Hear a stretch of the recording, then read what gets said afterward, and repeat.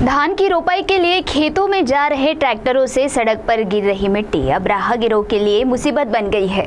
बोरगांव कोठुलना पिंपलगांव मार्ग पर हर सफर किस तरह से खतरा बन रहा है, जानने के लिए देखते हैं यह खबर।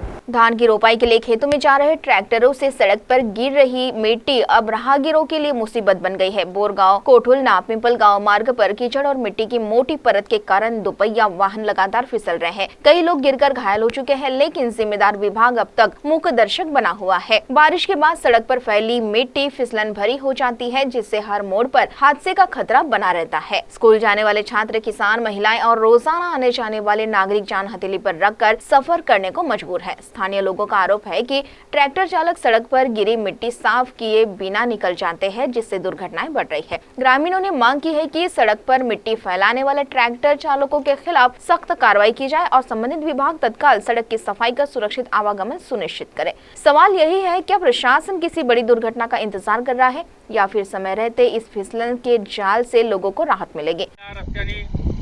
रोज शेकडो सायकलने जाणारे मुलं शाळेमध्ये पडतात, त्यांच्या सायकली जाम होतात। अशा परिस्थितीमध्ये मुलांचा देखील हाल होत आहे आणि शेतकऱ्यांचा आणि वाहतूक करणाऱ्या सगळ्या लोकांचाही हाल होत आहेत। तेव्हा शासनाने याच्याकडे दखल घेऊन लवकरात लवकर या रोडची दुरुस्ती करून द्यावा अशी आमची मागणी आहे शेतकऱ्यांची। मी पिंपळगावचा रहिवासी असून मोरेश्वर मिसाळ पिंपळगावचा रहिवासी असून ब्रह्मपुरीला जाणारा मार्ग पिंपळगाव ते कोठुलना मार्ग हा बहुत बिकट परिस्थिती निर्माण झाली आहे। साधा सायकल नाही जात आहेत, गाडी घोडी गेला चुलीत, पण हा पायलट सुद्धा नाही जात आहे, अशी परिस्थिती झाली आहे। 5 ते 7 वर्ष झाला आहे ह्या मार्गाचा। मी गंगाधर गणपती कुथे, राहणार पिंपळगाव येथील रहिवासी आहे।